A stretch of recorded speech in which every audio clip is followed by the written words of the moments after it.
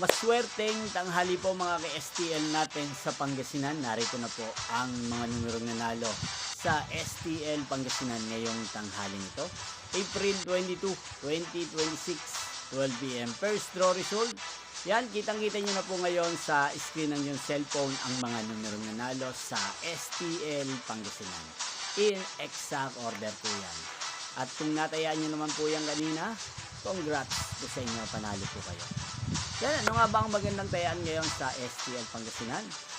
Para po sa akin, siguro maganda po ang ano nga ba? 22. At partneran na lang po natin siya ng number 15, 22-15.